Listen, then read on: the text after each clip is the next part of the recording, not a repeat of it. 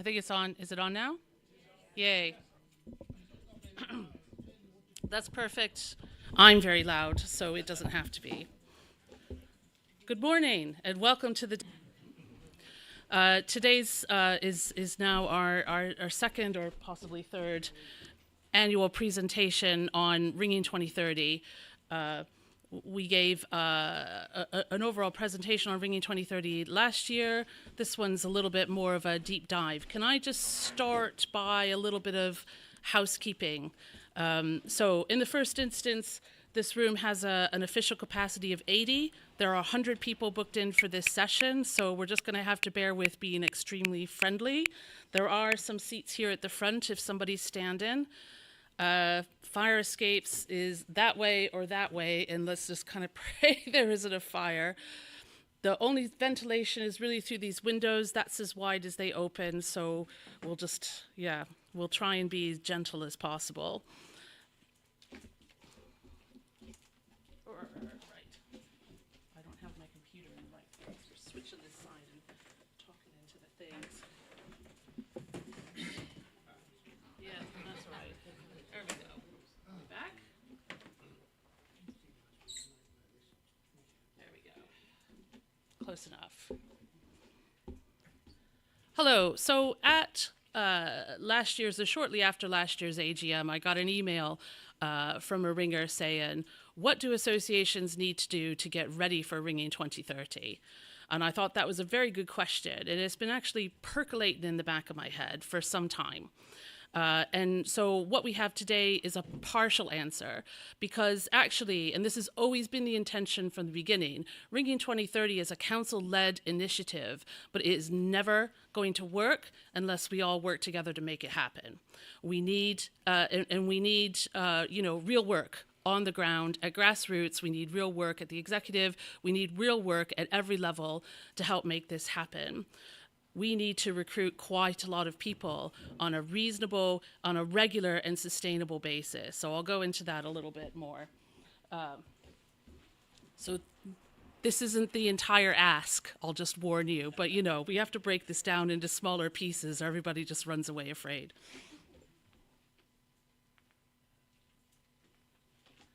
Okay, who here is not sure what Ringing 2030 is? Great. It's a good thing I prepared this slide.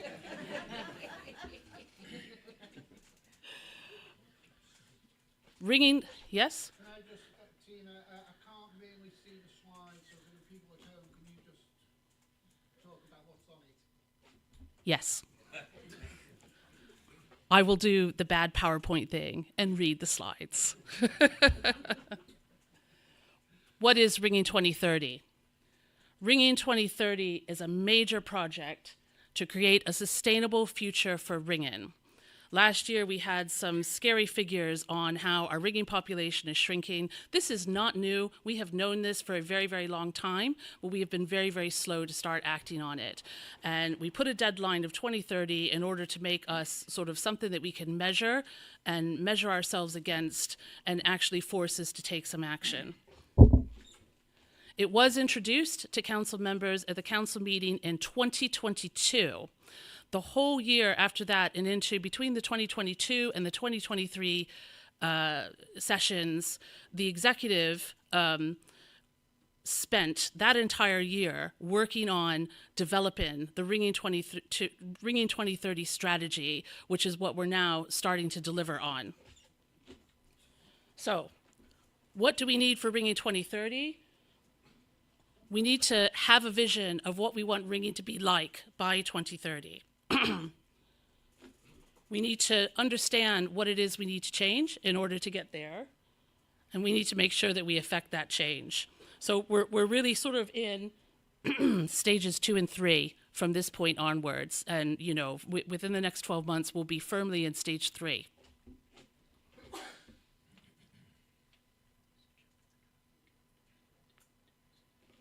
So before I go into the base data, let me remind you that the Ringing 2030 strategy is based on 3 pillars. The first pillar is raising awareness through better marketing and smarter marketing. And really, that has been our primary focus because the awareness raising campaign feeds into the recruitment and feeds into other strategic things that we really, really need. And we're generally not very good at talking to people who aren't ringers. So this is the one thing we know we need to get better at. And it's the first thing that we did to engage professionals to help us do this. The second pillar is recruitment and development, and this is about getting people into the door.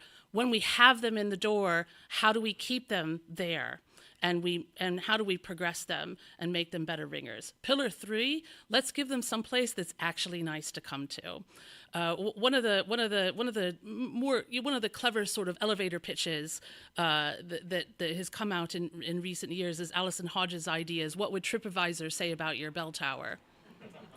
So go home and think about that, because actually take a good look and see, because we know TripAdvisor can be a load of misery. So, so think about what your bell tower looks like to new eyes. But also it is about more inclusive ringing environments, basically getting people the help that they need, making people feel supported. This is a hobby. We're here to have fun. We're all volunteers. There's no point in making people miserable because they'll go away. They all have better things to do. Right. Some very, very high level base data.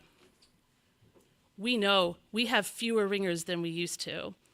In 1988, there was an extensive ringing survey that established we had, God, I can't even remember what the number was.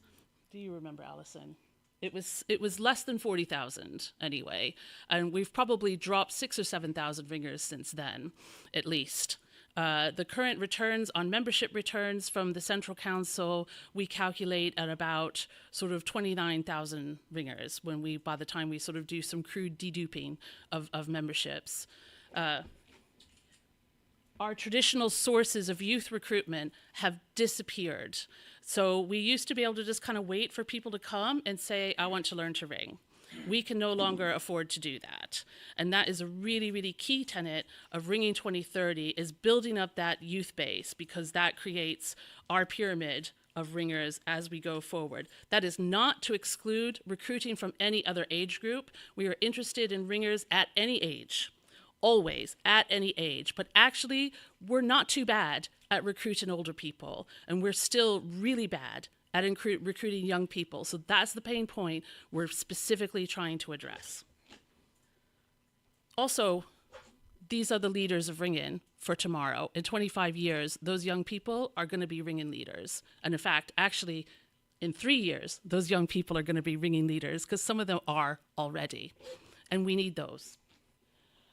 Our current ringing population is built on a youth base 5 times larger than what it is today. That is the scale of the task ahead of us.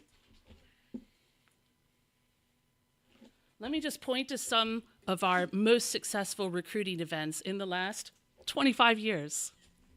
Let's start with Millennium Ringing. Some of you won't have been ringing in 2000, but there was an enormous campaign, an enormous recruitment campaign, which was actually based on the back of a really, really large block grant that enabled the provision of rings of bells in quite a lot of towers. And that was around sort of coming in to ring for 2000 and ring in 2000. In fact, I think it was called Ring in 2000. And that was a very, very successful recruiting campaign. Move forward 18 years before we get our next big successful recruiting campaign, which was crafted and delivered by Vicki Chapman over here. Ringing Remembers. This recruited, this generated over 3,000 queries. This was ringing around the armistice celebrations in 2018.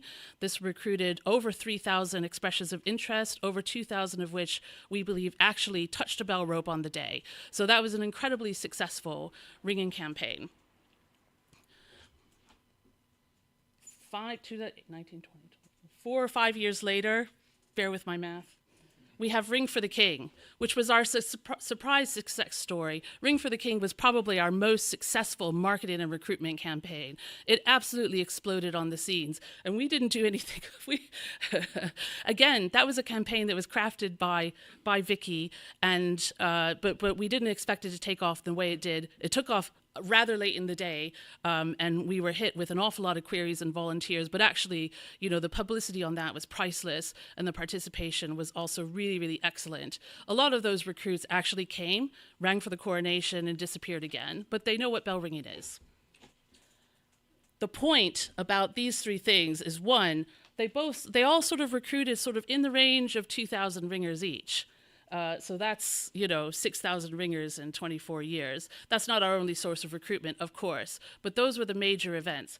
They were all triggered by major events where ringing is a logical part of those events, where it was completely, it fit with what those events were doing.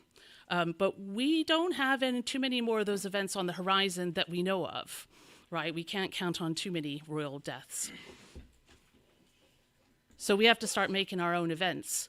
And also, these big bang events are great, and they take a lot of work and so on and so forth. But actually, what we need is continuous, sustained marketing and recruitment in targeted places so that we can build our skills, our teaching skills, our network. We bring, and we work together to actually build a sustainable recruitment and development environment that we bring these new people in. And it has to be continuous.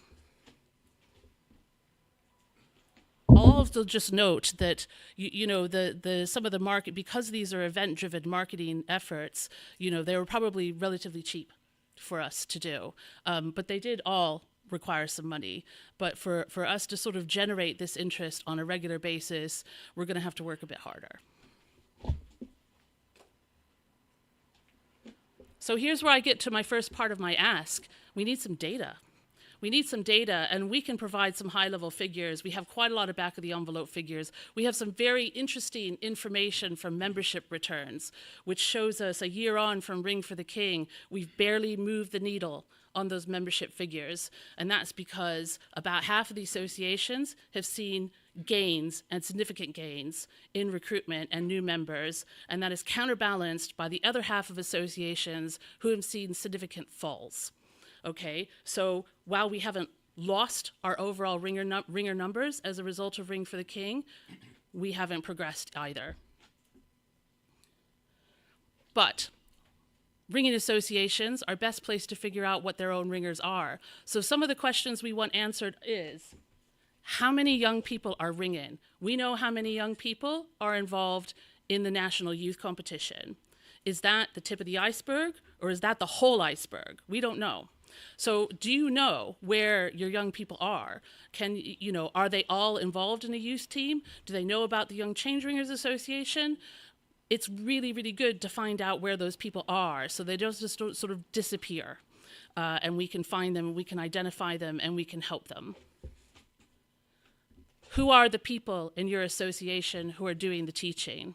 Any teaching. There's the quality teaching, there's the teaching you wish were better, whatever. Who in your association is doing the teaching? Do you actually know? Some associations do, and that's great. But when we come asking, can you give us that information? And then where are your hotspots? Where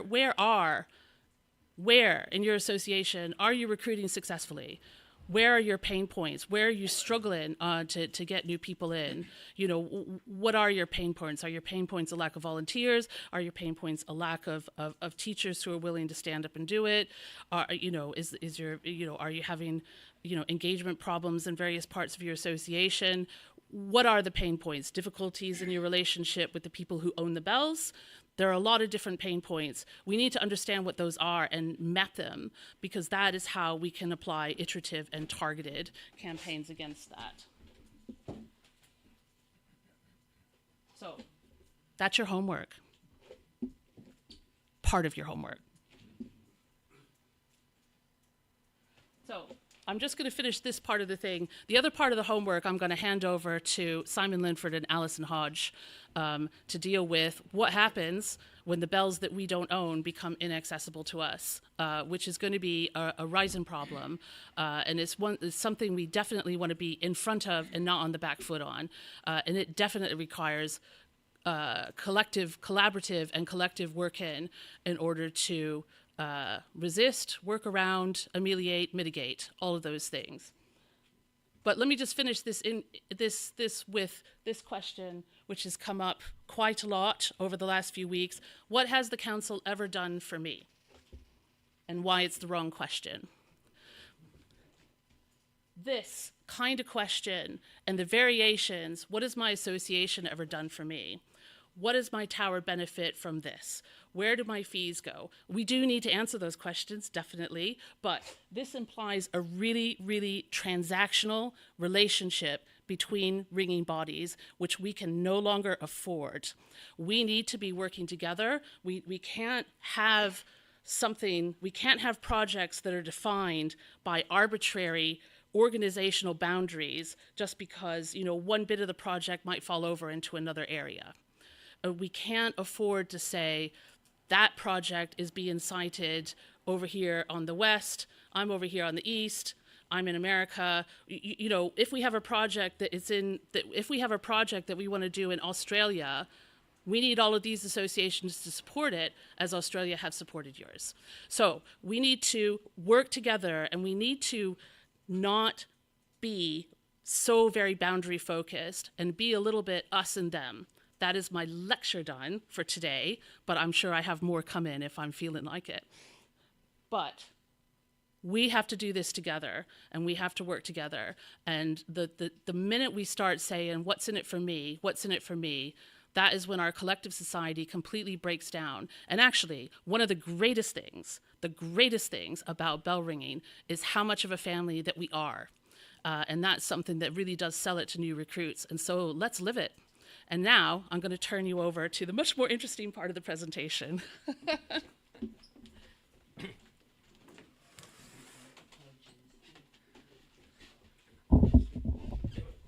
Might just move this a bit closer so I can still see some notes. So just one little anecdote. This morning I went down to South Brent to get my fix of Devon call change ringing. And the band was your typical demographic profile of a Devon call change band, plus an 11-year-old Ukrainian girl who'd learnt to ring about a year ago, who was really, really good. But I doubt she'll bump into another 11-year-old. But it was nice to see. So this talk entitled "Changes in Churches," we'd initially some time ago called this about closing churches, but we want to be a bit positive, more positive than that, because it's about how churches are changing. And we did this research, Alison and I did this research at the request of the executive, and we probably spent 6 months looking at data before we realised we really weren't going to find any more and we could come to some conclusions. So we presented that to the executive, I think, in April. We also gave this talk to the DAC Bell Advisors Conference in Liverpool, and it was it was sort of received in stunned silence, wasn't it? But without much disagreement. And I also say that I've got a personal interest in this, which is worth noting, in that I'm currently doing a master's in architecture and adaptive reuse, Manchester School of Architecture, and my subject is repurposing churches, and particularly looking at how they can be repurposed while retaining worship. There aren't many examples of that in the UK yet, although there are some quite interesting examples in Europe. So, and I'm also a property developer and have bought and sold churches and own one at the moment. So I've seen the issue of the disposal process, and also the way in which a secular owner of a church would view bells and getting bells out, and that's possibly a unique perspective that I can bring to this subject. So I don't think I'm going to take it as read that we all understand where this issue is coming from, sort of declining congregation numbers and clergy numbers, and actually it's possibly more about the churches being in the wrong place compared with where all the people are. And that was something that was noted both in the an initial report that was written on this issue by Reverend Dr. John Ing, the Bishop of Worcester, who I met to discuss it a couple of weeks ago. And the subsequent, that was written on behalf of the church, and the subsequent Taylor review that was written on behalf of government, which really identified that the church has a problem in having 40,000 or so relatively difficult to look after buildings, most of which are where only 1% of the population live. And that's a really big issue. So that's the issue we have. And it's now become, as you can see from these quotes in the press, I think these mostly from last year, when things start to hit the press, you realise that it's getting into the public consciousness. I'll just read a couple of these out for the people at home. The top one we'll talk about a bit. The 19 churches across Wigan which could soon disappear amid controversial closure plans in the much read Wigan Today. I'm sure you saw that article. And Scotland, existential crisis as up to 700 churches predicted to close across Scotland by the end of the decade in the Scotsman. And a related point from the Daily Telegraph, up to a quarter of Church of England parishes have no wardens.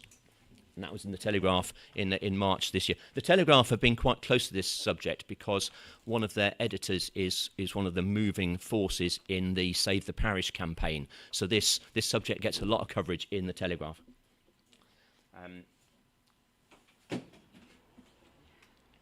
Next slide, please. Who's actually running the slide deck? Oh, next slide. You can't get the staff. You really can't get the staff. So when we did our research, we quickly homed in on one diocese that really has looked at this issue and done research themselves, and it's the Lincoln Diocese, and the Lincoln Diocese has a particular issue with this, which points to some of the general problems, in that the fact is low average population per parish. Relatively poor, with all due respect. They actually have the lowest level of giving, of parish giving of any diocese. Only 4 benefices actually cover the cost of their stipendiary clergy. So it's very, very distributed place. Lots of great... No, this isn't actually connected to that. That's just my notes. So, more staff issues. So particular issue. And what they did was what they have done is they asked all the churches to categorise themselves in one of 5 categories. And the 5 categories were the top category, key mission church, big church, lots of people. Second category 2, local mission churches, flourishing. It says flourishing, confident, well-used church embedded in a specific village or town. And then number 3, slightly smaller, community churches where community of active worshippers. So those are we colour those green because those are the ones where they're not considered to be any issues. And we're going to look at the numbers in a moment. And then there's the category 4, which I've called yellow, which is festival churches. These are churches that no longer want to continue to be places of regular worship, but don't want to shut.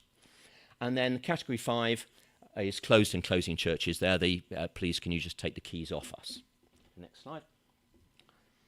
And here are the numbers. So and matched with the number of rings. So category 5 was 5% of them. Interestingly, 3 to 1, no risk. 3 to 1, 66%, not a problem. But the key thing is these two. So 31 of those, and there are 620 odd churches in the Lincoln Diocese. 31 were handing the keys back. Category 2, 178. So 30% of the churches in Lincoln Diocese wanted to have festival church status. And I'm going to say more about exactly what festival churches is a phrase you may be starting to come across, and it's worth just spending a few minutes on understanding exactly what a festival church is and what it means for ringing, because it's not necessarily bad news. It could be good news. And when you match what the Lincoln Diocese then did was they went through all of their churches and their rings of bells, mapped it against this to see what the correlation was between churches at risk and churches not at risk. And it's not, as you might expect if you start to think about it, it's not a perfect correlation at all, because the places in Category 5 tend to be the smallest places with the smallest churches, generally. And the places in Category 3 are the more active churches, the bigger churches in bigger places. So you'll tend to have your 6s and 8 bell towers more leaning towards these bigger places, and your 3s, 4s and 5s and less in your smaller places. And that is how it turns out. Of the churches which are immediate closure, none of them had rings of bells above. We got into trouble with this at the DAC because we said none of them had rings of bells, but they do have 4s, 3s, 2s and 1s, which is very important to DAC bells advisors. But they don't have rings of 5 and above. And of the Category 4s, the festival churches, there were 17 with 5s or more, rings of 5 or more. So that's quite interesting. And we've got another hour for this. So rather than me and Alison talking for the whole lot and then having questions at the end, feel free to chip in as we go along. We're going to have an hour of presentation and discussion rather than 40 minutes of listening to me. Can I ask if you do want to ask a question? There are people watching this at home, so could you use the radio mic? Yeah, Fred. Yeah. Hello. I just wondered whether there's any particular correlation of the 17 in the churches at risk. Are there any sort of? Is there any correlation with what one might rudely call the quality of the bells? Are they? If they're all rough 5s, then we want to rescue the bells, but if we can't, it's not that much. It's less of a loss, so to speak. Yeah, the data. That's possibly a question for the. We do have any Lincoln representatives here? So I was saying it's possibly a question for the Lincoln representatives because you did the analysis of your own churches. Keith, do you want to?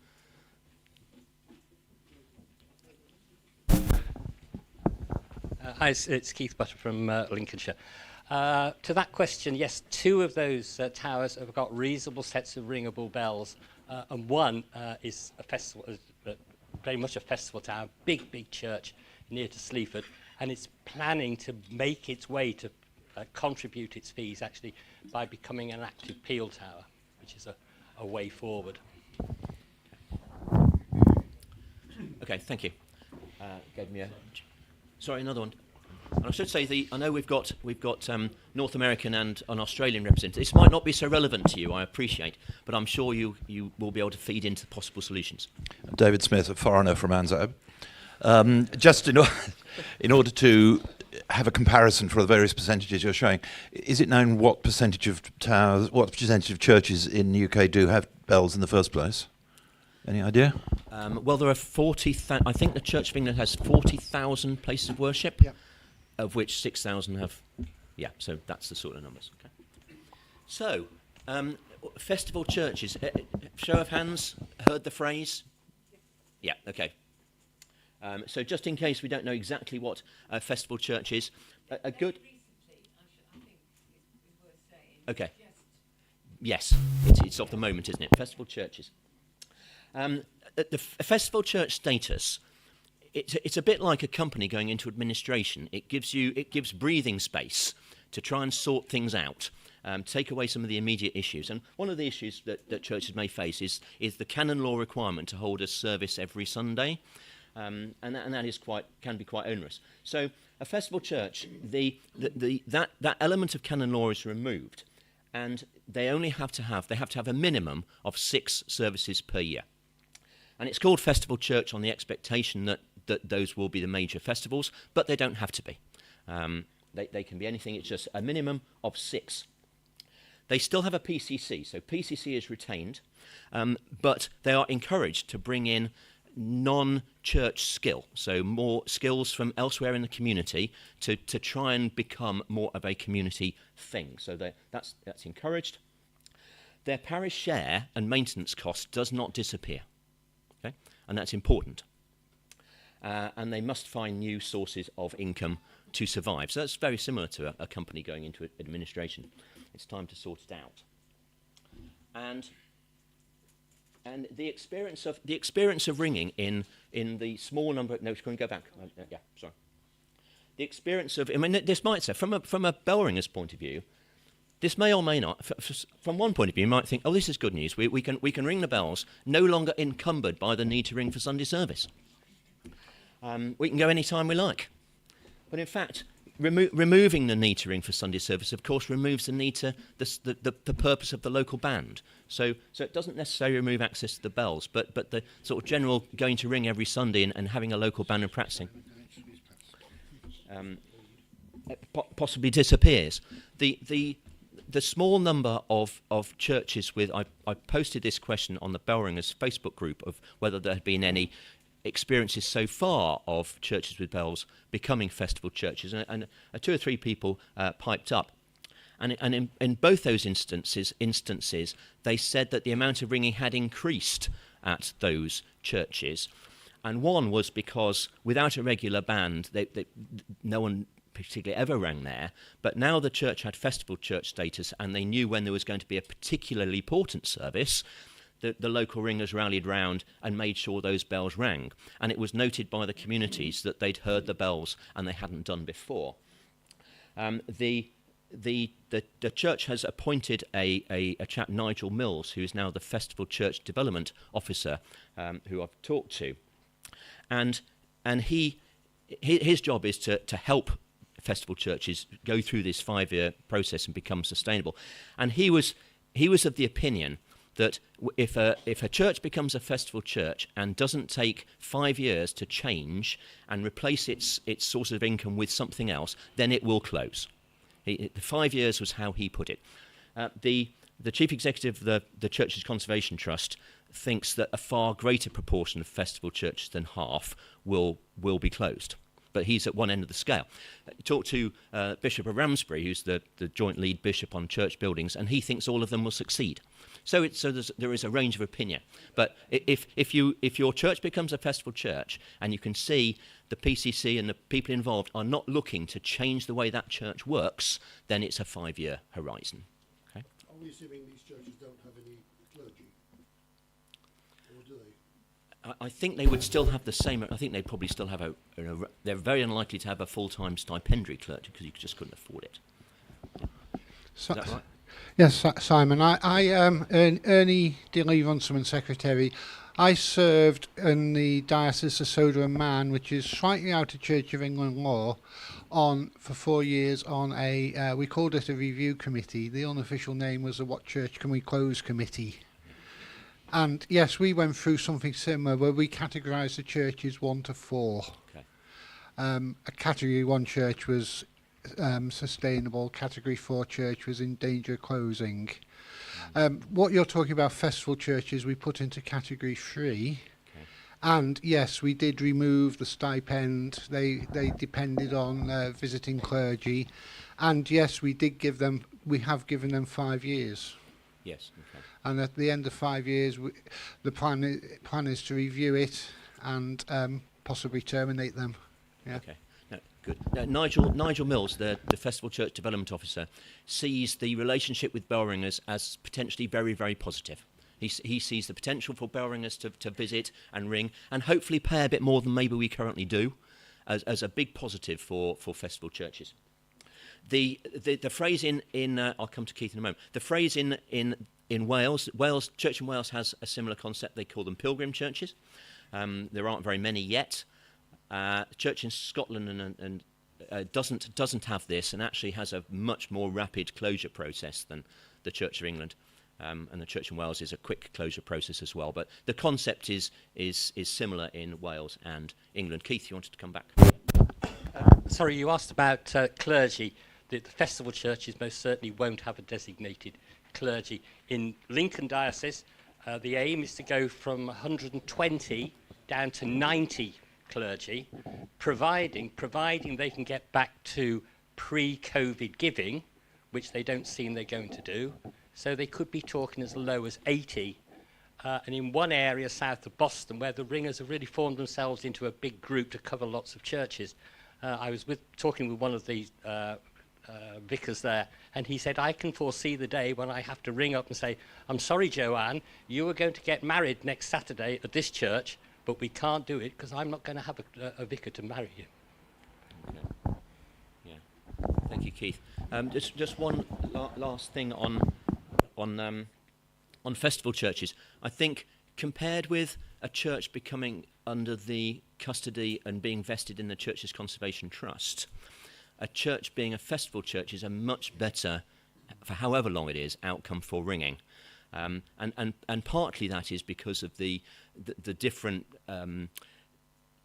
partly the attitude towards volunteering, which those who look after Church Conservation Trust will know very well, which can be sticky, but also still having the bells under control by the DAC and the faculty system is actually much better news for us than the church being closed for worship and being under listed building rules. So we are much better off. Plus, whereas the Church Conservation Trust is a conservation charity, I mean they get bell ringing, but it's not the be all end all. They don't mind either way. The ringing can be a very, very big part of a festival church succeeding. So festival churches, I don't think is bad news at all. It's not ideal, of course, but it's better than nothing. Now we've just moved on to 3 slides, which might be particularly difficult for viewers at home to read, but it's just some results of the. It's difficult for here to read, yes. So we may not spend too much time on it because what we did and what Alison did particularly was we looked at there's a particular risk, as we saw with Lincoln. There's a particular risk with the smallest parishes. So we were trying to identify which counties, which areas, potentially which associations have the greatest risk, driven by the largest number of churches with small populations, if that makes sense. And the next slide shows it a little bit more clearly, because this basically this puts it in order. So I'll just read out the top. I'll read out the top half a dozen, or the ones that are in red, which have the number of rings impacted by the parishes being on averagely small. Okay. Exeter, Peterborough, Bath and Wells, Lincoln, St Edmundsbury and Ipswich, Oxford, Salisbury, Hereford, Gloucester and Norwich. So generally rural. Not rocket science. At the other end of the scale, the diocese with the least risk of being impacted by churches in small parishes: Liverpool, Southwark, Manchester, Durham, Birmingham, Newcastle, Sheffield, Guildford. You get the picture. Yeah. And that's probably just what we'd expect. And then we also looked at the level of listing is important, and this is something that you see in the Inge report and the Taylor report. It's the fact that the churches generally the churches that are the most listed and the most in terms of heritage protection are the ones where fewest people live. So if you sort of map number of those 40,000 which are grade 1 and grade 2 star listed, number of those 40,000 in places where only 1% of the population live, there's a very, very strong correlation. Compared with, for instance, the urban churches, the big Victorian churches in urban areas, which tend to be not so highly listed.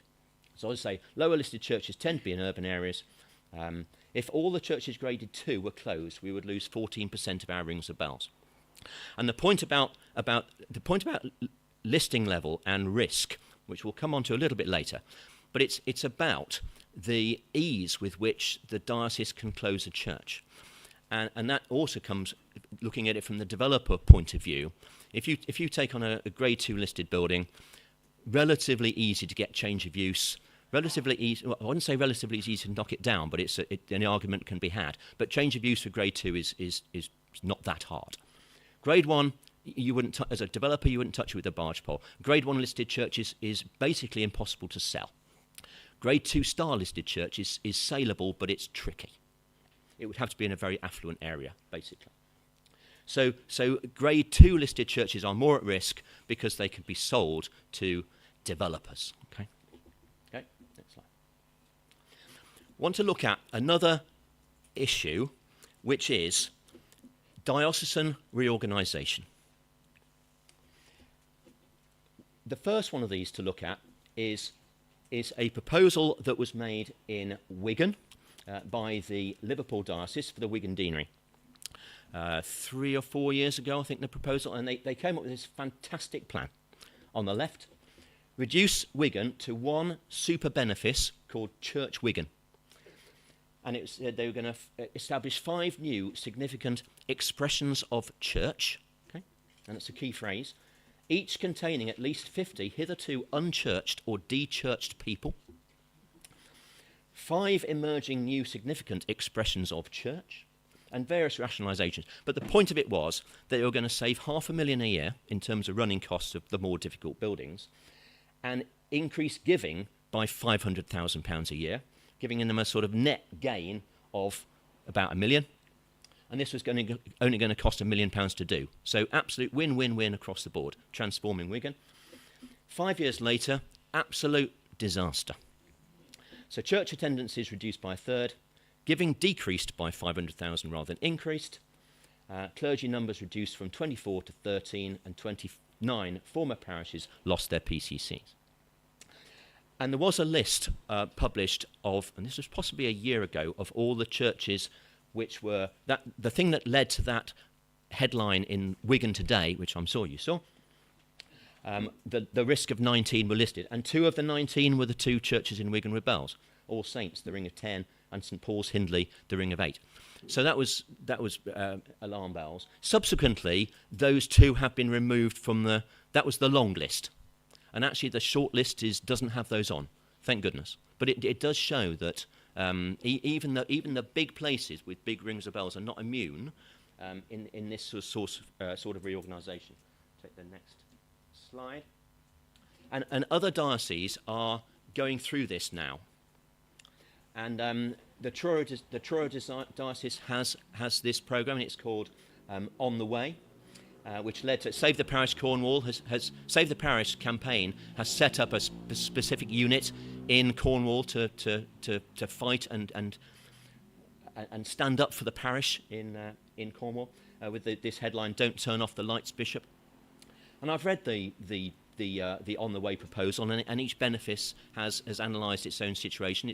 They're going through it really quite quickly, and it's not really about saying we don't have enough people going to church. It's more about where we want to grow the church, and how the bishop sees the church growing is in places which are not the places which have the lovely Grade 1 listed church in a small country village. There's just a mismatch between where it seems they see the growth of the church and the existing buildings is the issue.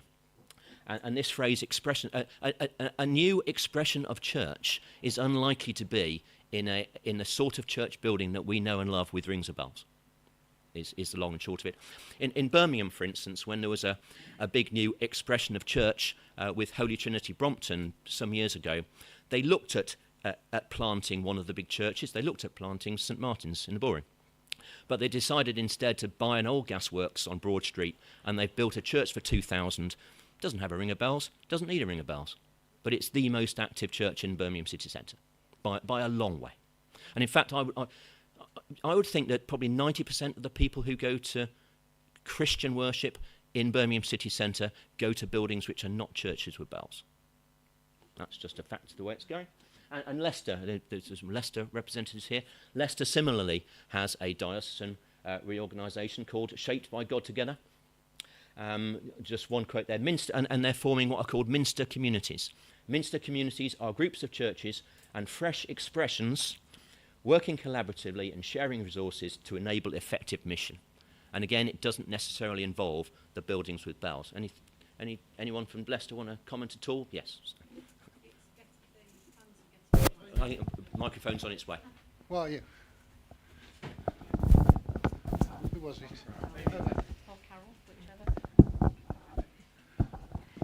In Leicestershire, the plans are getting quite advanced in some areas. So in Loughborough, we now know what our Minster community shapes are going to look like, whereas in Leicester, where Carol is, it's not all been decided yet. Our meeting in Leicester City is the same day as the Midlands Regional Striking Competition. So, Yes, for example, in Loughborough, what they've decided to do is create 2 Minsters in Loughborough, Loughborough Parish Church, where I ring, is going to be grouped in with Barrow-on-Soar and all one side of Loughborough, and then Emmanuel Church in Loughborough is going to be one of the other Minster communities, and they'll take churches from the other side.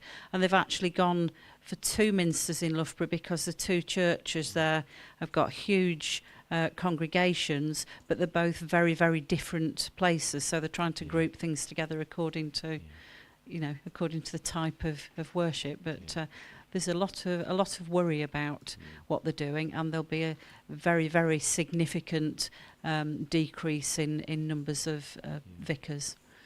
Yeah, And thank it's you. all, most of it is driven by finance. Yes, I was just in my notes here. It's driven by the fact that Leicester needs to find either an additional £2 million a year of income, or £2 million worth of savings. So it's a 2 million mismatch at the moment. I've also got here a quote from the Reverend Barry Hill, who's the Leicester Diocesan Strategy Development Enabler. And he says, church buildings are a beloved sign and enabler of local missional presence. Whilst it is hard to see that all can be fully maintained by the congregations or even communities in which they are set. So you can't see that they can use them all, but so that's Leicester. More comments now. We've got lots of comments. Barry from the floor. Hill is Sorry. no longer with Leicester. Sorry? Barry is he not? Hill is no longer Oh with dear, Leicester. sacked. Sacked for being too Somebody gloomy. else? Jackie Roberts, Guildford Diocesan Guild, and therefore apparently not too much under threat. But are dioceses being required to do this, or are they just doing it because of financial pressures? It's very much on a diocese by diocese basis. So how they're addressing it is I think depends on the view of the bishop. I mean, for instance, in the Liverpool diocese, it's very different between deaneries. I think talking to the Lancashire Association, some I'm not quite sure what the level of rank is, but some deaneries think that they're going to do everything to save churches, and others think no, we just really do need to leave 2 or 3 and increase giving somewhere else. And but it's very, very diocesan based. It's not. There's nothing, I don't think, coming from higher up saying, bishops, you need to look at this. They're doing it themselves. Yeah. Okay. I think that's all. Right. We're going to look now at a few case studies to see what has happened recently in practice, possibly learn some lessons, because that's what we want to do in this session, start to think about what we're going to do about it. This is a celebrated recent case in South Wales, Aberavon, Port Talbot, a good 1608, well used and loved by the Llandudno and Monmouth, with an active local band. 186 peals on the bells. Slightly tricky, challenging location. And church in need of major repairs. It had just become part of a deanery group. I'm not quite sure what it was called, but certainly a group of 7 churches together. And with very short notice to the ringers, 3 months' notice, closure of the church was announced. And the last service was held in April, with much sadness, as you might expect. And although the church is going through the closure, and the church closure process is not instant, so the church is in the process of finding new use, and until that is decided, there is no access to the bells at all. Basically, the keys were handed back after Sunday ringing that day, and of course it is quite possible. I mean, there are a number of outcomes. As a developer, I wouldn't be looking at this one. Just absolutely no chance. It is quite possible there might be some community group. There might be some other church group takes it on, but who knows? But ultimately, this is in the closure process, and the ring of bells is currently stuck, and there's no ringing. It's also fair to say this is a very, very locally. It's a very, very sensitive issue. Okay. I think it's 2. And there's a checklist coming up of how you identify churches at risk, and it ticks all the boxes as it happens. Now this slide is about this is a little test of church recognition. But this is meant to illustrate other ways in which churches can change such that there is no access to the bells anymore, with varying degrees of speed. Anyone identify top left? For those at home, this is a red brick urban building.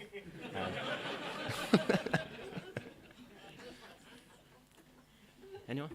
That is not particularly well known. It's a ring of 8. That is Christchurch Oldbury in the West Midlands. That church is still open for worship. There is a wall down the middle. There is worship in the chancel, and the back end is offices, and all the plant and equipment to run the air conditioning is in the ringing chamber. Above the ringing chamber there is a concrete floor to stop the bells falling down, and they'll never be seen again. Okay. The St Martin's Guild did try and get the bells out. Trouble is they're not particularly good, so I don't think they tried particularly hard. But the bells are effectively entombed. So that can happen. Top right, it's Worcester. That's turned into that was leased to All Bar One, or one of the restaurant chains, really quite quickly. The bells were actually on ring at the time, but if they hadn't been, they would have been lost to ringing really, really fast. Because sometimes when you're at the diocese looking at disposals, if there's a quick option, you're not going to delay a commercial opportunity to give the bell ringers a chance to work out what to do with the bells. They really aren't. These things can happen really quickly, as is the case bottom right. If you can see bottom right, and it's quite low down. Yes, exactly. St Cross, Oxford. That was a controversial stroke sad case in the ODG. The ODG tried very hard to get the bells out of St Cross, but it was turned into an extension to the library, sort of library archiving building for, I think, Exeter College, and it was done extremely fast, wasn't it? Despite the best efforts, to be fair, of the DAC Bells Advisor and the Oxford Diocesan Guild, they couldn't act quickly enough to get the bells out. So they're stuck. Bottom left is an it sign again, possibly difficult to see. I'll give you a clue. This is Scotland. Which one is it? Tina, help me out. Dunkeld? Paisley? Okay, it's a general point about Scotland and possibly some other areas. There are, correct me if I'm wrong, Tina, currently 2 out of the relatively limited numbers of churches in Scotland where there is no ringing because of water ingress and causing maintenance issues. There's 3. 3 out of 22. 22. Yeah. Simon? Yeah. Just on, obviously these are valuable assets that you're taking out of the church. So, in essence, who do they then belong to if you take them out of a church that is being closed? Does it belong to the Guild of Ringers? Does it still become an asset of the church? If the church is failing because of finance, could they in fact sell them to regain the money? Or is it just a nebulous idea that they don't actually know who they belong to and where the assets are? They absolutely, definitely belong to the church. Absolutely, no question. They definitely don't belong to the Guild of Ringers. So no, they're an asset of the church. When the church goes through the disposal process, certain assets which are movable become subject to what are called bishop's directions, and the bishop can dictate what happens to certain key things. Fonts get buried or broken up, as do altars, but other things, organs, bells, the bishop can direct where they should go. But they become owned by the church until they are sold by the church. If the church is sold entirely to a property developer, they're then owned by the developer, and the developer may or may not take them out. And the crucial thing is that once the building is closed, it moves from being subject to faculty rules, which is where a decision to move bells is decided by people on DAC who understand bells and bell ringing, and they shift over to being under listed building consent rules, where the decision rests with a planning committee and a conservation officer, and they will tend to want to keep bells where they are, even if it means them never ringing again, which was the case at Hanley.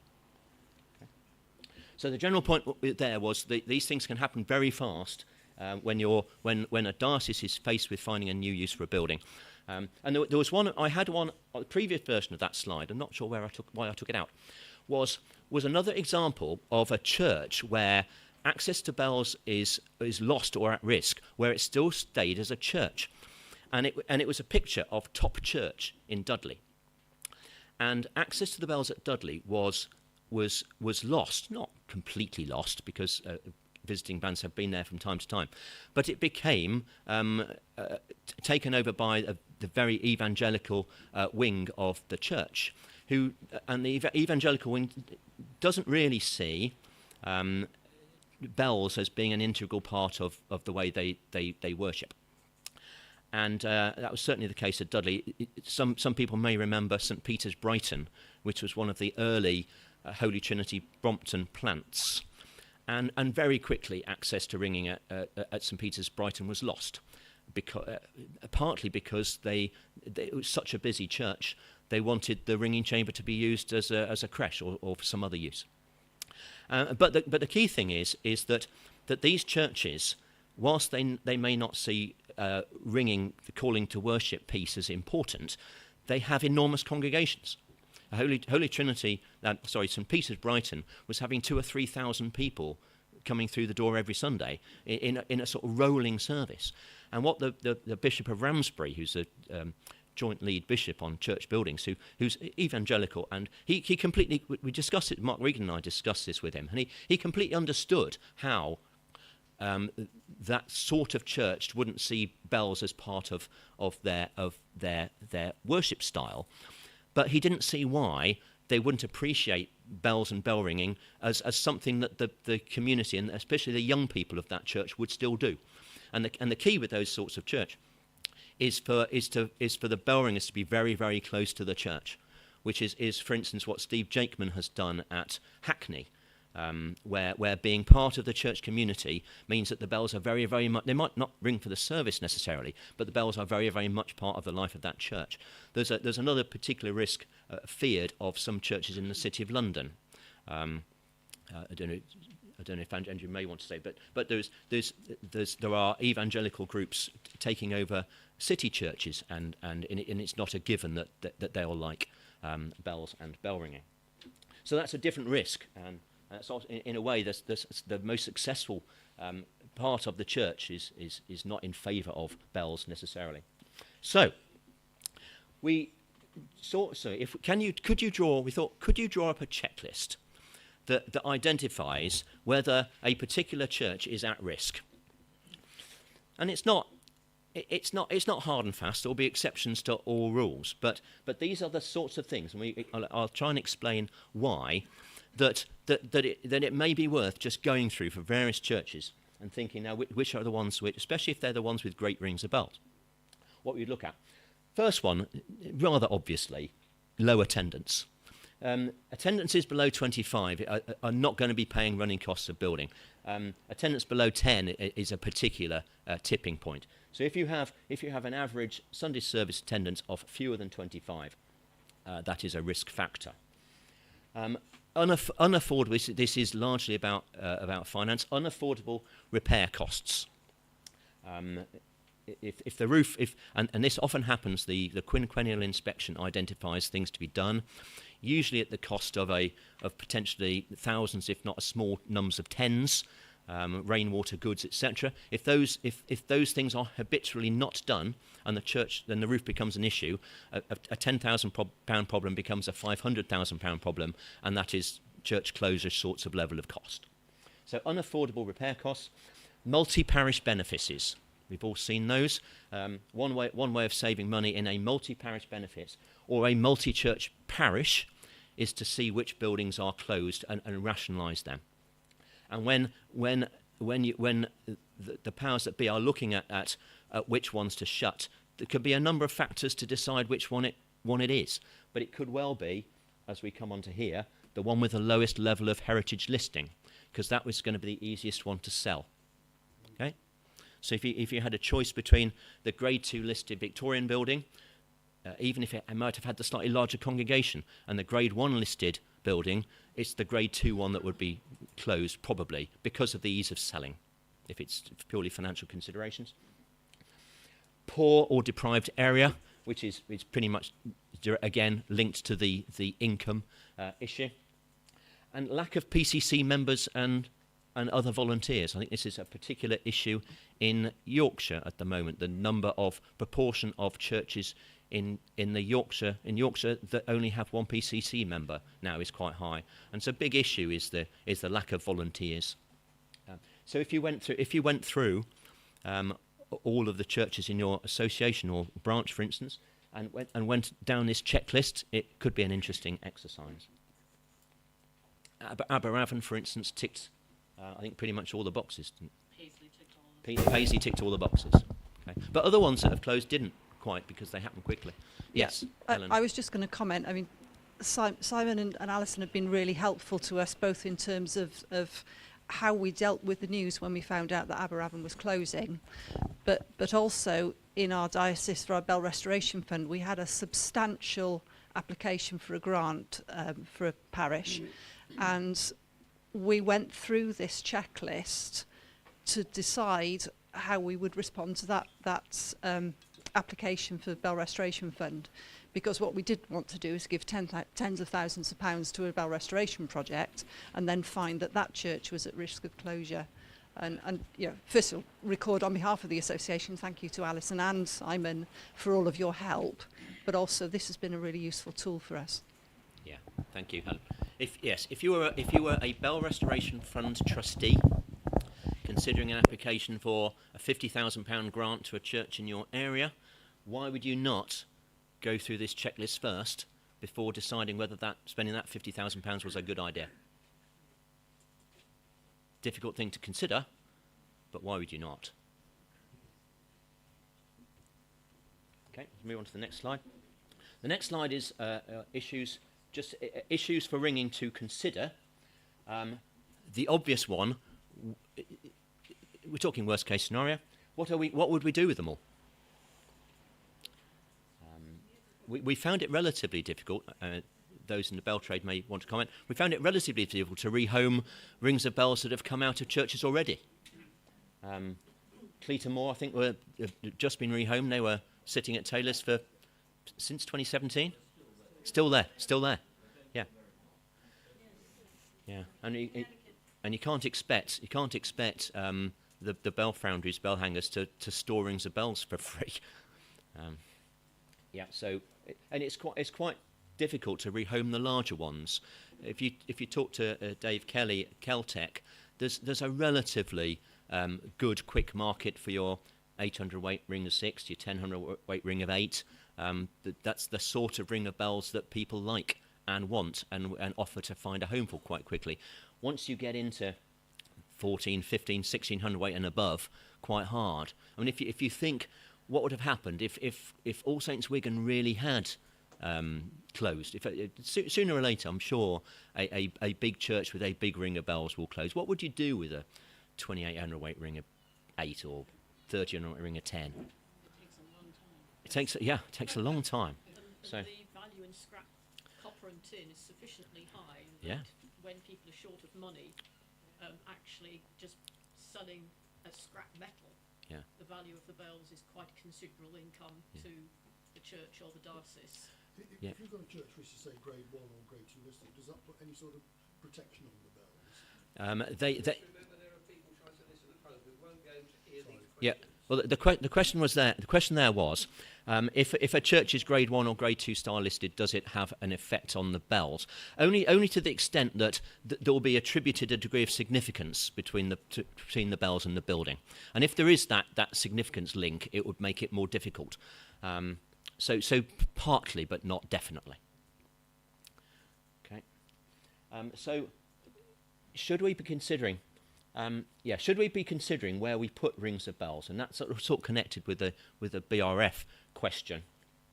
And Celtic Trust have reported some projects that have been put on hold because of worries about what the future of a particular building is. I said, where do we store them? They can't just be stored at bell foundries. There just isn't the space.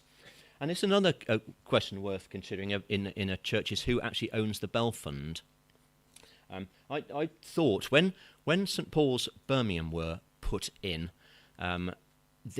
some years ago, the St Martin's Guild now regrets not having, because the church didn't actually contribute to the funding of that. we regret not having put in place some sort of structure that meant that the church remained the guild or a trust's property. The bells, yeah.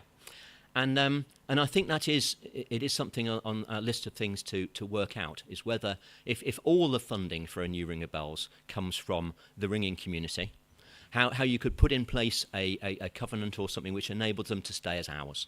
Because effectively you've given us the question earlier, who owns the ring of bells? They are owned by the church. If you put a new ring of bells into a church, you've just given them away, with the greatest intention, but the ownership has changed. So you might consider that.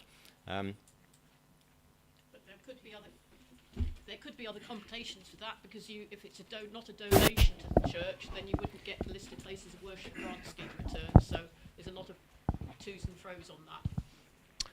Peter Harrison, ANZAB. This is a slightly strange question for me, because I probably come from one of the Category 1 towers where we have a wedding every week that we ring for and things like that. It's a very popular cathedral and basilica.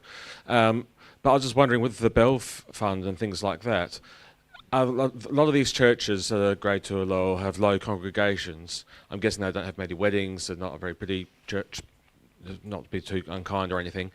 So is the amount of ringing that's going on there pretty minimalist anyway? And are they struggling anyway to help with the church? They don't have much of a fund to start with. I think the answer to that's yes and yes, probably. Yeah. I mean, often people look at a church that might be become redundant or as underused and think, oh, that would make a great ringing centre, or why don't we buy this church and turn the bells into a peel factory or whatever? Fantastic idea. But actually, it's not necessarily. If you were creating a ringing centre from scratch with a ring of bells in it, you wouldn't build a church. You wouldn't make it that sort of building, because they're just notoriously difficult to maintain. The ideal ringing centre looks like Tulloch. It looks like a repurposed farm building or a domestic building, domestic scale. If you don't need the bells to peel out for miles and miles and miles over the countryside, don't have the bells so high. Raising the bells up that far is an extremely expensive thing to do.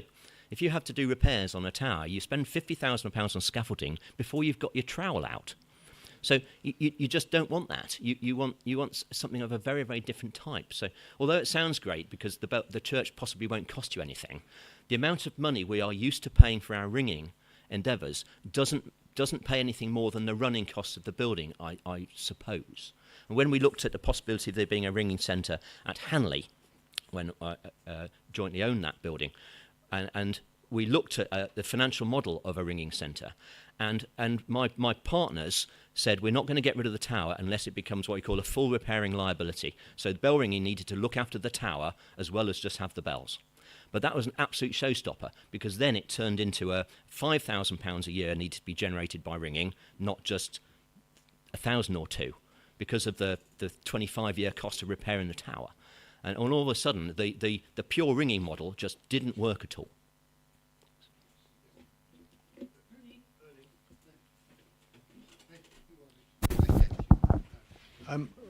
Worst case scenario, the Church of England turns around and says, actually, all our churches are no longer viable because of cost. We go and knock them all down, and what's important to us is worship rather than the buildings. Can you see that happening? No. And fast forward, our Alison and I estimate, which is confirmed by other discussions, is that the number of churches with rings of bells at significant risk over a 10-year time frame is between 10 and 15%.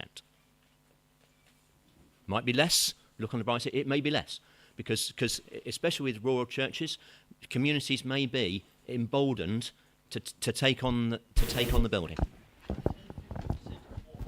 of churches with rings of bells at risk, at significant risk. That's right. Oh, small community, and I mean, for instance, there's a very good example of a festival church. Not sure. It's in I think it's in Lancashire, but basically it's at the end of a remote. It's at the end of a remote valley. Small number of houses around it. It's got festival church status. If there hadn't been that availability, it probably would have been shut. But over the 2 years since it has been a festival church, the way in which that building has been adopted by its community and adapted for multi-uses by that community now means that the income more than covers its costs. And it's a great success story. And it was actually the threat of it closing that got people in the village who are not necessarily worshippers thinking this is our building, and saved it. And that could well happen in lots and lots of places. I think the sorts of buildings that are more difficult to deal with are the big Victorian churches in urban areas. If you think of towns which expanded during times of Victorian urban expansion, Lancashire places, for instance, Birmingham places, where large Victorian buildings were built, often larger buildings were built than they needed to be because there was competitive building pressure between different Christian forms of worship. So the Baptists had to have the biggest building, and then the Church of England needed to have an even bigger one than the Baptists had. And I'm dealing with one in the Forest of Dean at the moment, which is only as big as it is because they wanted to have a bigger church than the Baptists, and it's ridiculously big. It's impossibly big. So I think they are the biggest. They're the biggest issue, especially if they've become, as many of them have, in relatively poor areas. And in Birmingham, they've often become not just in relatively poor areas, but in non-Christian areas. And the Church of England doesn't allow, by covenant, doesn't allow churches to be turned into places of worship by other faiths. So the planning application to turn St John's Hanley into a mosque has just been opposed by the Church of England. Yeah.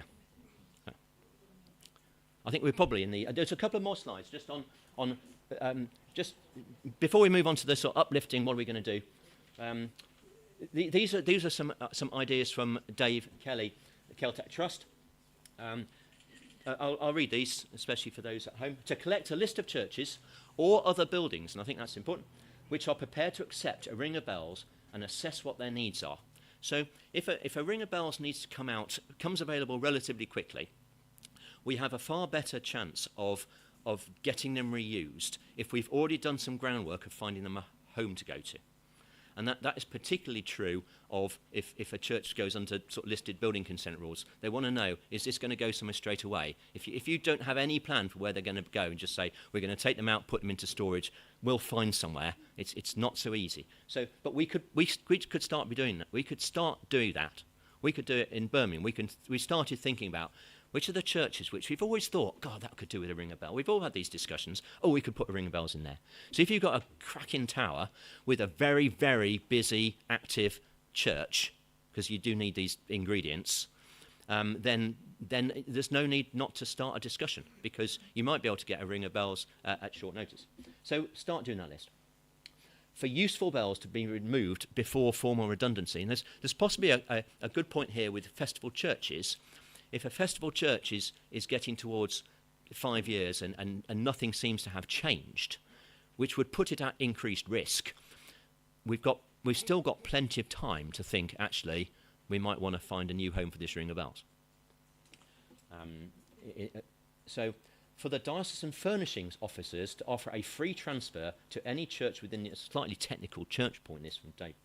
For the diocesan furnishings officers to offer a free transfer to any church within the UK. Yes, so this was a key issue. Dioceses tend to work in silos, so they don't like things. A bishop's directions will never say, oh, this ring of bells can go to somewhere in a different diocese. They'll want it to stay in the same diocese. That was definitely true with Hanley. They wouldn't countenance them leaving the diocese of Lichfield.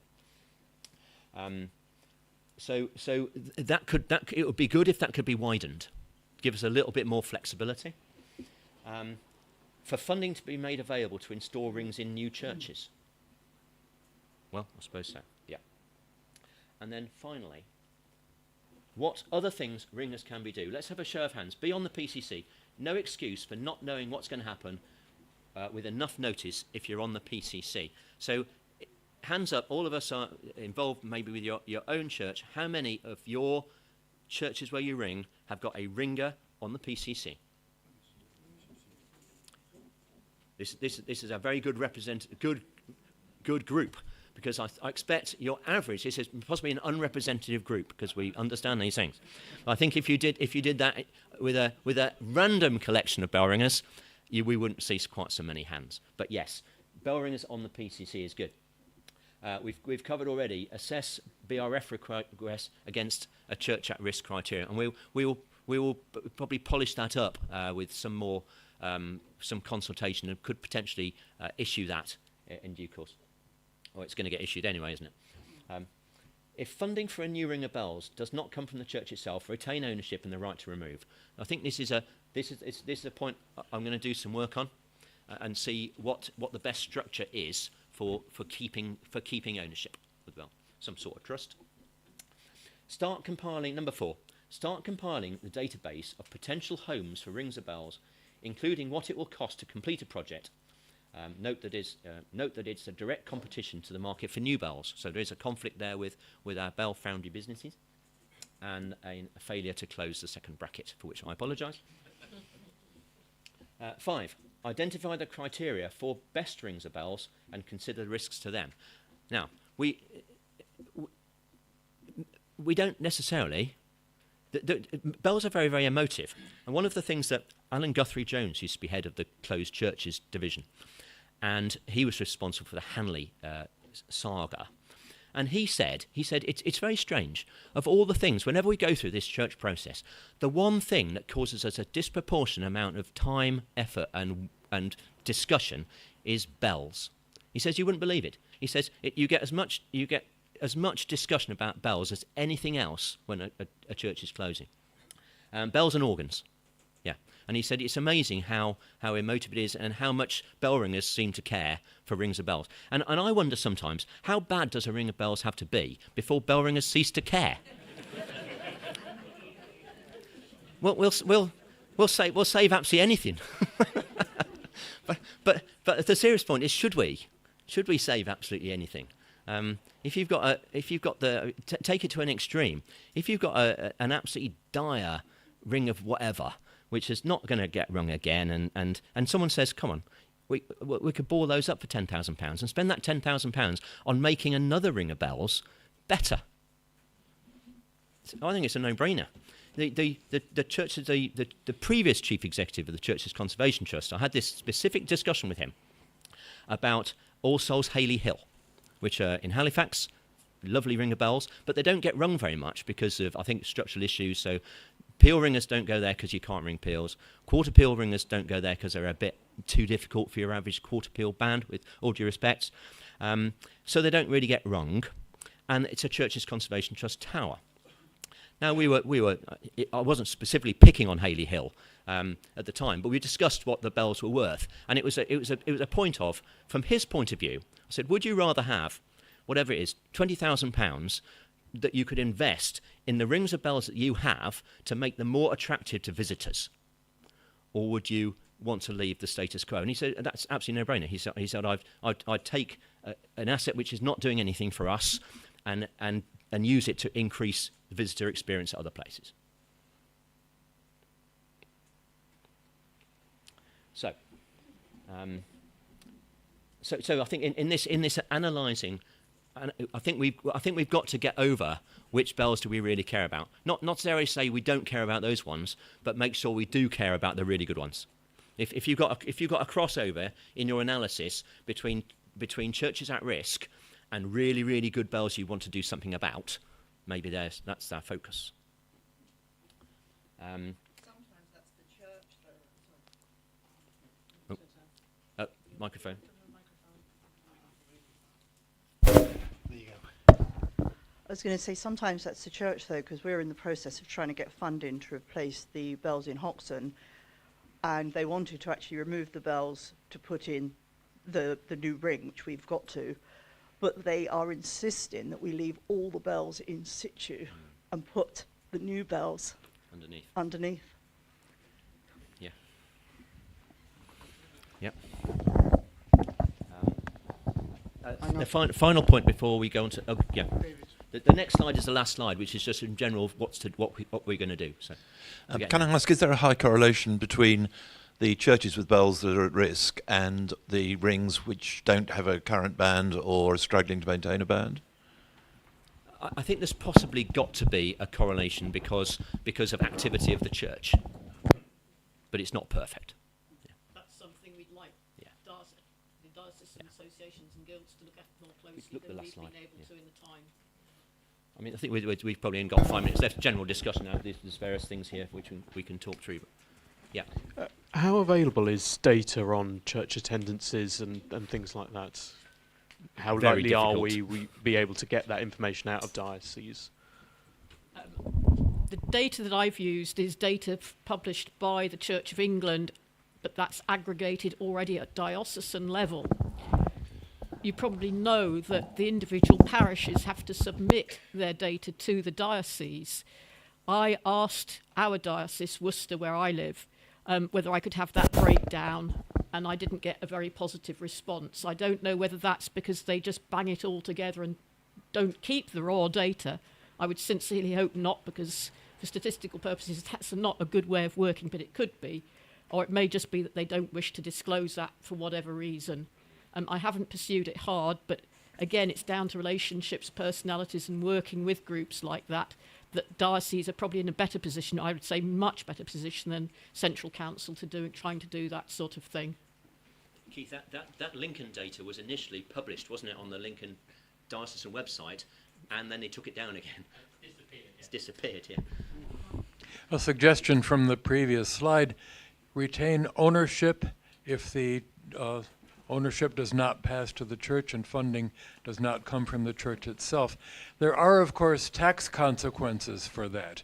If the original source of funding retains ownership, then there is no tax deduction possible.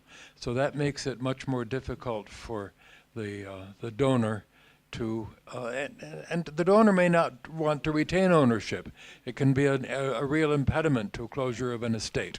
But it could be a trust that owns the asset. A lot of information about the size of parishes used to be included in diocesan handbooks. It would tell you the size of the parish in absolute terms and the number on the electoral roll. And then diocesan handbooks went electronic. And that restricted access to those who had a need to know. And you couldn't just go to the diocesan office and buy a copy.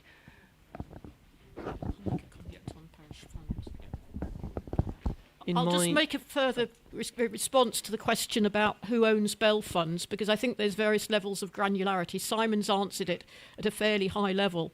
I think as many ringers, we think of the bell fund as the box on the wall, or the donations that we make from quarter peals or wedding donations and such like.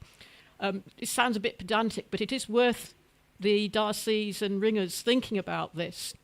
If you just have a box on the wall, and that goes to, say, the parish and the church, then that is just general church funds. And if the church comes to closure or they need to mend the roof, it is down to the PCC that money can be used as the PCC wishes. Ringing members on the PCC may be able to put a comment in, but they don't have actual control. If you have a bell fund that's being raised for, say, a major project, get that formally agreed as a restricted fund, so that it is restricted to use for the bells and the bells only. There are different categories of limit on fund accounts, but if you call it a restricted account, it cannot be used for anything other than bells. If it's designated, it can be redesignated for other uses. Although some ringers don't like leaving it with the PCC because they feel it's out of control, the account should be sufficiently transparent that you can record what goes in and then see it in the parish accounts when it comes to the end of the year. If it's a designated account, it's just lost. Importantly, if the church does actually then come to close, the money that is in a restricted bell fund goes with the bells and could in the ultimate be used to partly fund, say, rehoming or reuse of the bells elsewhere. It is definitely allocated to a bell fund for bells use only. So think about how you collect your funds in your towers There's a huge volume of information that Steve Coleman provides on bell funds. We get a lot of questions. Sorry, I used to get, wearing my work group leader hat as of yesterday, used to get a lot of questions on funds and how it should be collected. But Steve Coleman's done some great articles in the ringing world over the decades, actually, and they are all listed in our online documents so that you can find them on things like gift aid and giving and why you use restricted funds and what the impact of designated funds are. But that's just coming back on the issue of who owns the Bell Fund. The ownership will be determined by how it is set up. And finally, before I shut up, do not just have one person who holds the keys to a bank account in their name, but everybody knows that that's the bell ringer's money, because sadly, if they pass away or something, that goes into their estate, and it is then, I would say, close to impossible to extract it from that account. We just managed, for someone who is sadly terminally ill, we just got access to several £1,000s just before the poor person passed away, thankfully. But don't just leave it on the box and the wall that can walk, and don't just leave it in a bank account with one person signing on it in their own name. Thank you. Rather a suggestion. I'm a professional pipe organ builder, and we have the same problem in the industry. Churches close, organs need rehoming, and yes, some of them just go in a skip, and it's very sad. In some cases, it's criminal. There is a growing tendency with organs to export them to the continent. And there are one or two people who spend their whole working lives just dismantling organs in England and selling them to French, Italian, Spanish churches and exporting them to good homes that love them and use them. I think this is worth considering for rings of bells. If they can't be rehomed in the UK, export them, because there are lots of places that love to have them. Okay, yeah, the point there, because just if you didn't catch that, it was there's a similar issue with organs. Rehoming organs is as difficult as rehoming rings of bells, but there is a market. I've done this twice. The organ from Blakenhall went to a church in Germany. The organ from Castle Eden I'm sending to Dublin. But it takes a lot of effort, and the majority of organs go in skips. But yes, learning from the organ world is important. Yeah, Simon. Yes, sorry. I'd just like to say a couple of things I have to live in positive territory, and I'd like to say a couple of positive... We hope this is wrong. Yeah. No, well, I wanted to add something about the significance of PCCs and our involvement. But before I do that, I want to tell you, you've given me a really bad morning. You put up, you put up a slide with Exeter Diocese on the top. Well, I'm a church warden of Lundy in the Exeter Diocese. Thank you. Next thing, Peterborough Diocese. I live there. And then to make it worse, up comes Leicester Diocese and Loughborough. Oh, I'm having a terrible time. But at the Foundry, we see a lot of parishes coming along to see their bells being recast or what have you in the year. And one of the things that struck me in recent years is when you talk to that group, amongst them you've got the PCC treasurer, PCC secretary. They're ringers.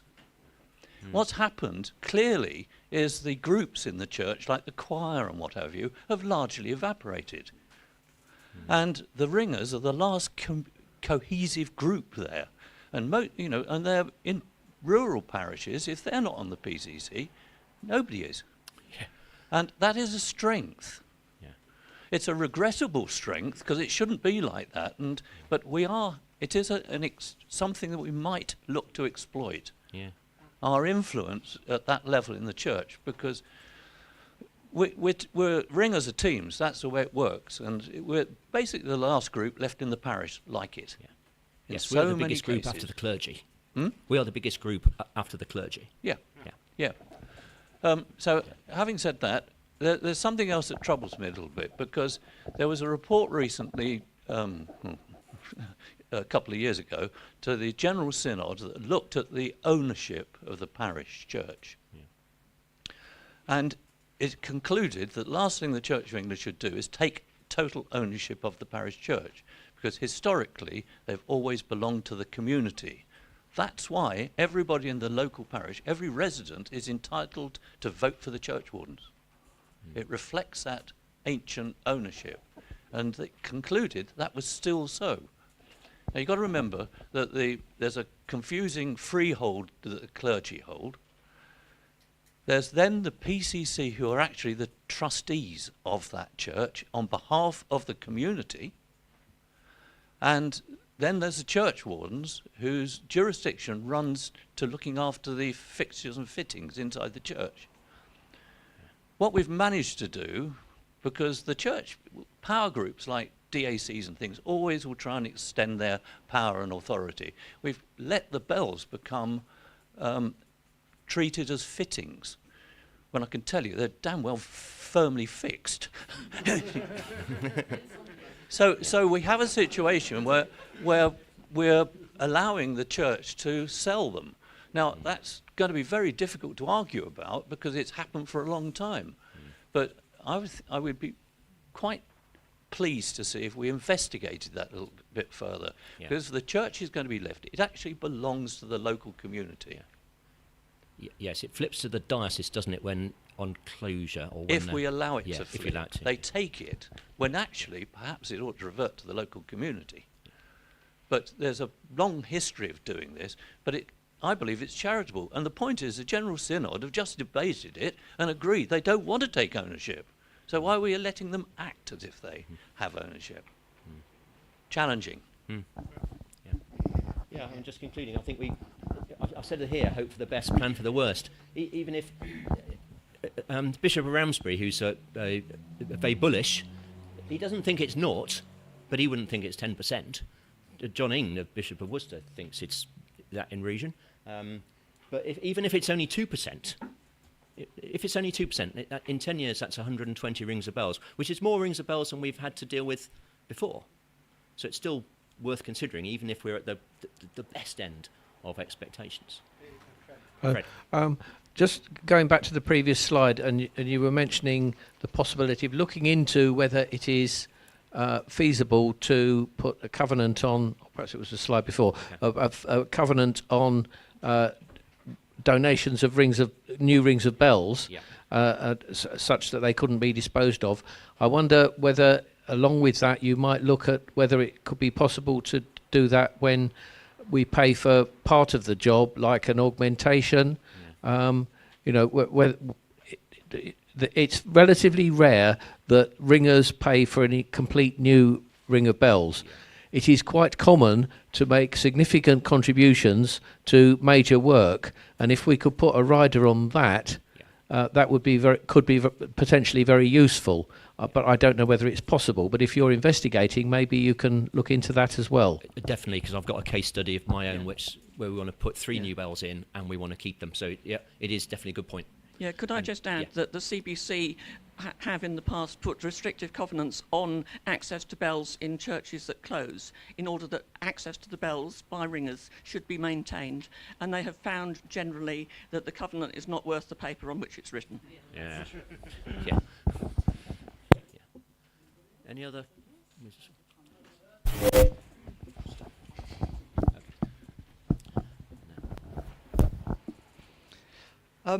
We've talked about membership of the PCC, but we've not talked about just become a member of the congregation. How many towers do we know where the ringers walk in, ring, walk out? They don't know any of the worshipping congregation at all. We've just moved the church we worship at. Unfortunately, the ringers are very active within the congregation already. We've joined the congregation. Next Sunday, we have a new vicar being installed. It's about to become, it's a bishop's mission order church. So it's about to turn from being a middle-of-the-road Anglican traditional church into being what they hope is going to be a large evangelical church. So we've got some PR to do with the new vicar. I've met him, I've talked to him. And how do we sell ringing to evangelical churches? That's a challenge. I think I've worked it out. We make it missional. Can we do Bible study and bell ringing? Can we do an alpha and teach bell ringing? But more than anything else, as new people come into the congregation, we sell bell ringing to them as well. We have people come through the door every Sunday morning.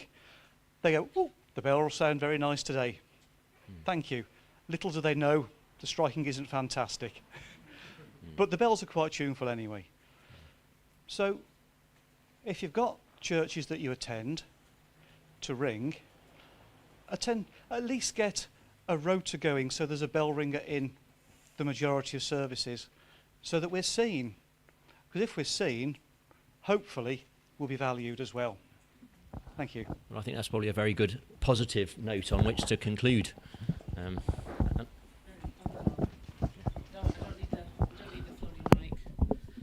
Thank you, everybody. I just had a couple of observations, really building on what you've just said. The tower where I ring at Glasgow Cathedral is incredibly important to Ringing in Scotland and the Scottish Association. But the truth of the matter is it's in a very, very large, busy and active cathedral, and we're not necessary to that church. What we have done is made ourselves necessary to that church, not by joining the congregation. Some of our ringers have started to come from the congregation again, but we've spent 10 years failing to recruit in that area. And a lot of our ringers worship in other places and do a service to that congregation by coming to ring. And we've made ourselves necessary to that congregation by keeping an eye out on the roof, because we're the only ones who see it, by helping negotiate those phone mast contracts in a favorable way so they're more properly benefited, noticing various things in terms of the maintenance and the wear and tear of the church, which ties into a need that Alison has raised, that we need more people that understand belfry repair, and we need to spread that knowledge out. That knowledge is incredibly useful at spotting repairs that maybe are 3 or 4 figures to fix before they become 6 figures to fix. The other thing I'll point out is that the Church of England does have a national strategy to try and address the decline in congregations, which looks bizarrely not too dissimilar from Ringing 2030. They were probably formulated at about the same time in a silo, but there you are. Good ideas. But one of the key takeaways that I got from it is the concept that a congregation is not necessarily the Christians who worship in that church. So, there's the idea of being a secular Christian, but there's the idea of being part of the wider congregation, and that is the community in which the church is in. And so the bell ringers are visible in my cathedral by being part of that wider community. And I think we can lead into that a lot to add value. And the other thing is these wider awareness campaigns also tie in to Ringing 2030. So I have 3 words, and those are intangible cultural heritage. That is going to be a very, very slow regulatory process in order for bell ringing to be listed on that. But let's start acting like it is and make people aware that bell ringing is more than the fittings. It's more than the bell tower. It's more than those physical assets. There are personal, we have, there are cultural and community assets that can aid any community. And as we've already established, often the bell ringers are the congregation. And we can lean into that. So the marketing awareness, the educational requirements we need for training people and those things all feed in to helping keeping bell ringing at the center of attention so that we're not forgotten about and we're not sold off as an asset. But also, everybody's got some homework. I hope you really enjoyed that talk. I know we gave Andrew Wilby a bad day. We probably gave a lot of people a bad day. It's sobering stuff, but actually there's things we can do if we're proactive. When we get out in front of it, we can be prepared for the bad news, any bad news that comes, and maybe help move the needle on a couple of places at risk. So thank you very much. Do not keep this presentation to yourself. Take it away to your associations. Talk about it at your committee meetings. Talk about it in your branches. Talk about it in your local towers and get things moving. On that subject, this slideshow be shared. Yes, I can put this on the website. Yes. It'll be on the Central Council website in probably about a week, because I need to sleep for about 3 days, I think.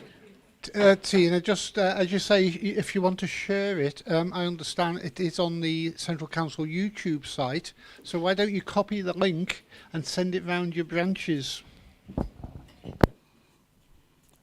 That's great. Okay, right. And discuss it with them actively.